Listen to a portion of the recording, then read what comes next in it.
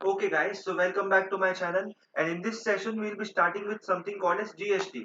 Goods and Service Tax होता क्या है, कब लाया गया था और किस पर्पस से लाया गया था. So for understanding of all of these things in a very detailed manner, be with me in this session for next 10 to 15 minutes. Okay? So basically देखो हुआ क्या था ना, पहले अपना जब भी GST नहीं हुआ करता था, before the introduction of GST, there were variety of different taxes which existed before GST. which were as follows. पहला क्या बोलता था हम लोग, सेंट्रल एक्साइज ड्यूटी होता था, फिर ड्यूटीज ऑफ एक्साइज अलग से लगाते थे, फिर एडिशनल ड्यूटीज ऑफ एक्साइज अलग टैक्स होता था, फिर special additional duties of customs होता था, सेस होता था, CESS, फिर स्टेट वैट होता था, वैल्यू एडेड टैक्सेस होते थे, फिर सेंट्रल सेल्स टैक्स होता था. मतलब there are different different 6 to 7 types of taxes which existed before GST introduction. Okay, तो ये टैक्सेस की वजह से कभी कभी क्या होता था ना, there was lack of transparency in the system. ध्यान से पढ़ो, यहाँ पे मेरा कर्सर देखना हो. There was lack of transparency in the system, क्योंकि कस्टमर जो होता था, जो टैक्स पेयर्स होते थे, उन लोगों को कुछ ट्रांसपेरेंसी होता ही नहीं था कि भाई इस चीज पे कितना टैक्स लगना चाहिए, कितना लगना चाहिए, क्या लगना चाहिए. उन लोगों को कुछ जानकारी होता ही नहीं था. दे वर कंफ्यूज्ड. राइट, मतलब जब भी वो अपना एक बिजनेस डिसीजन लेने जाते थे ना, उनको कुछ चीजों का पता होता ही नहीं था कि भाई इसमें कितना टैक्स का खर्चा होएगा, क्या होएगा. और उसके वजह से क्या होता था ना, उनका जो फाइनेंशियल प्रॉफिट है वो थोड़ा कभी कभी ऊपर नीचे हो जाता था, क्योंकि टैक्स ही इतने थे ना यार. बहुत सारा टैक्स था, ट्रांसपेरेंसी का सिस्टम था ही नहीं पहले. राइट.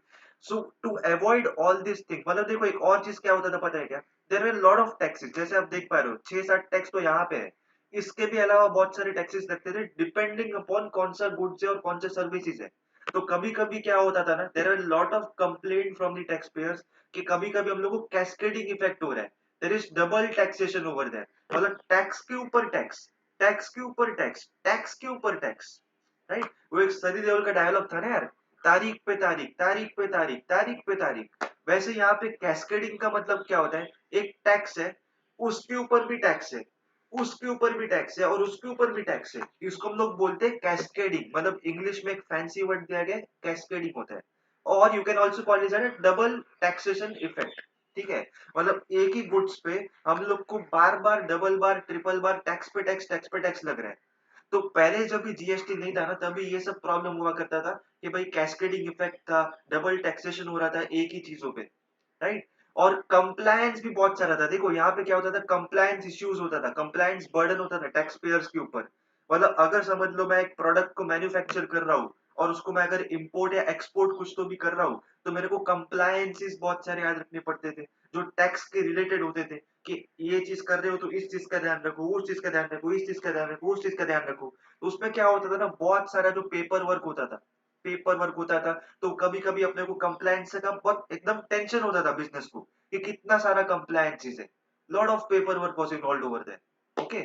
सो गवर्नमेंट ने क्या सोचा ना, कि ये सब जो प्रॉब्लम्स है, ट्रांसपेरेंसी का, कैस्केडिंग इफेक्ट, डबल टैक्सेशन का, ठीक है, कंप्लायंस इश्यूज थे, पेपर्स पे पेपर्स हो रहे थे. ठीक है. और गवर्नमेंट को भी एक तरह से बहुत डिफिकल्ट हो रहा था पूरा टैक्स सिस्टम को एडमिनिस्ट्रेशन करने के लिए. ठीक है. तो तभी गवर्नमेंट ने क्या सोचा कि चलो हम लोग एक ऐसा टैक्स लाते which is called as one nation and one tax. ठीक है, ध्यान से सुनना, which is called as one nation and one tax. एक ही देश का एक ही टैक्स, जिसको हम लोग बोलेंगे GST. And the full form of which is goods and service tax. ठीक है. तो ये इंट्रोड्यूस कब हुआ था, राइट, ये इंट्रोड्यूस हुआ था 1 जुलाई 2017 को. और इसका मेन 4-5 रीजंस क्या था. The main reason for introduction of GST was to bring the transparency in the whole business system. Business के माइंड में ट्रांसपेरेंसी होना जरूरी है, टैक्स पेयर्स के माइंड में ट्रांसपेरेंसी का होना बहुत जरूरी है, ताकि वो लोग इंडिया के लिए कॉन्फिडेंट रह सके और इंडिया के ऊपर बेट कर सके और इंडिया में बिजनेस कर सके वो लोग. ठीक है. So transparency was one of the most important reason. ठीक है. And the second reason was to avoid the cascading और डबल टैक्सेशन इफेक्ट.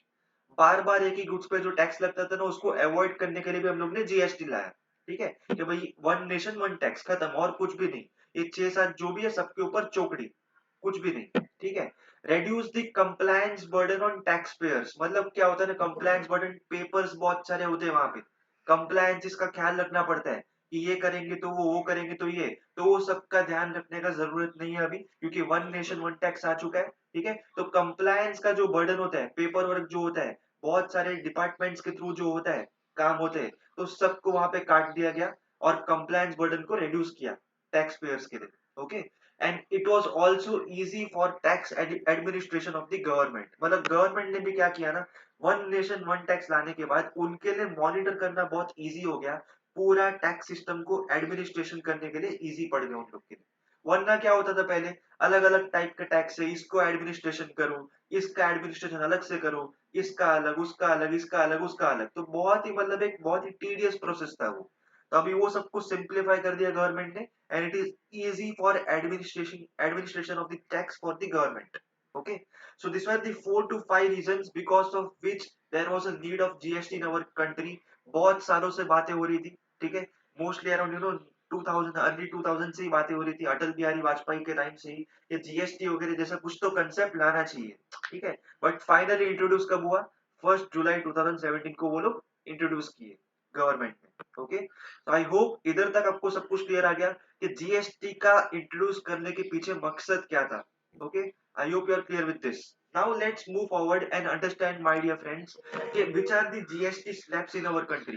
जीएसटी के जो टैक्स के रेट्स होते हैं ना, टैक्स रेट्स स्लैब्स कौन से, एक होता है 0% टैक्स, ठीक है, मतलब कोई तो ऐसा गुड और सामान्य सर्विस है जिसके ऊपर कुछ भी जीएसटी या कुछ भी टैक्स लगेगा नहीं, so इट्स कॉल्ड एज 0%।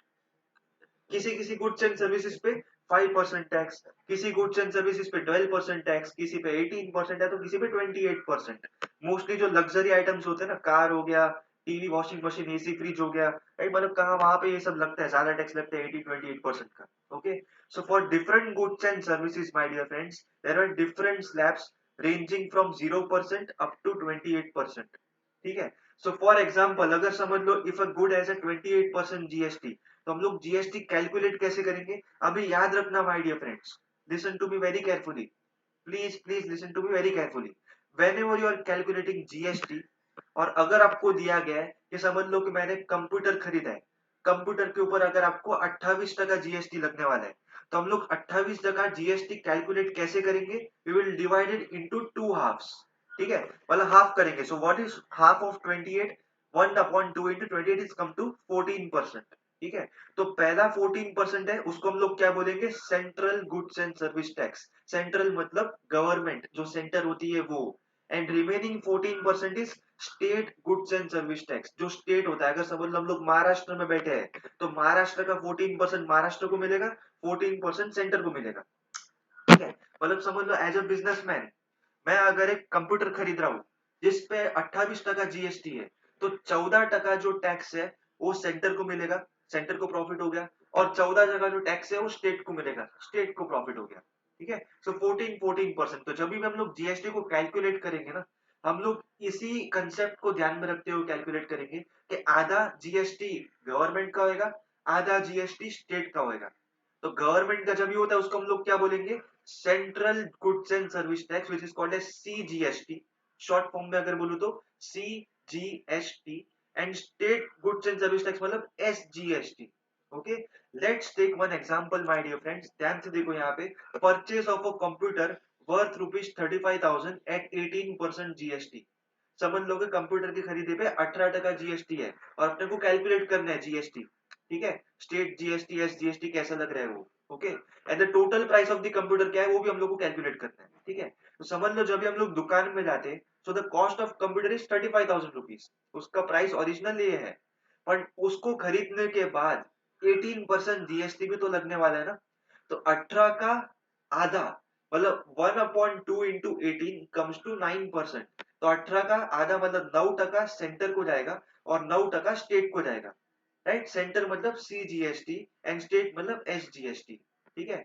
सो 35,000 का 9% अगर आप निकालोगे ना, कैलकुलेटर पे आप करके देखो चाहिए तो, 35,000 या तो रफ पेपर पे करके देखना आप लोग ये चीज, 35,000 इंटू 9/100, ठीक है, 35,000 इंटू 9/100, क्योंकि परसेंटेज है ना, तो परसेंटेज मतलब पर 100, तो 35,000 इंटू 9/100 होता है तो 3,150 रुपीज होएगा, ठीक है। सेम वे अगेन 35,000 पे 9% निकालोगे तो 3,150 होएगा, तो 3,150 रुपया सेंटर को गया, 3,150 रुपया स्टेट को गया।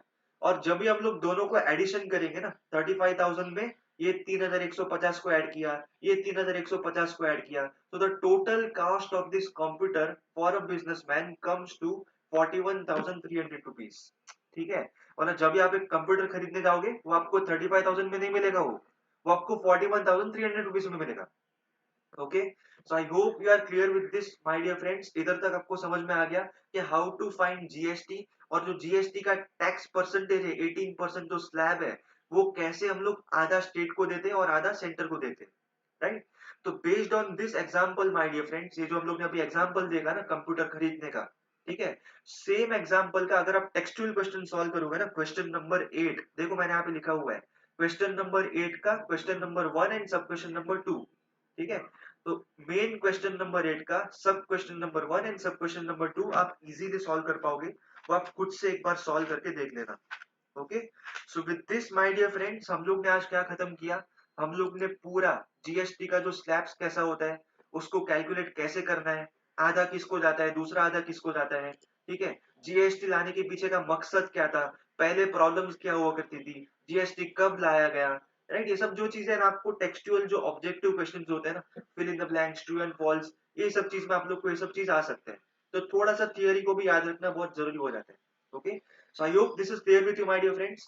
सो अगर आपको यहाँ तक क्लियर हो चुका है ना, so from next session we have laid the foundation now. अभी नेक्स्ट सेशन से हम लोग क्या करेंगे, हर एक सम, जो क्वेश्चन नंबर 1 है ना, practical problems, generalized the following transactions in the books of Anand general merchants, right. Question number 1 है, क्वेश्चन नंबर 2 है, 3 है, 4 है, ठीक है, हर एक क्वेश्चन हम लोग सॉल्व करेंगे from next session onwards. Okay, अगर कुछ डाउट्स वगैरह होता है तो get back in touch with me via Instagram and Facebook. Okay, चलो, all the best, God bless you my dear friends.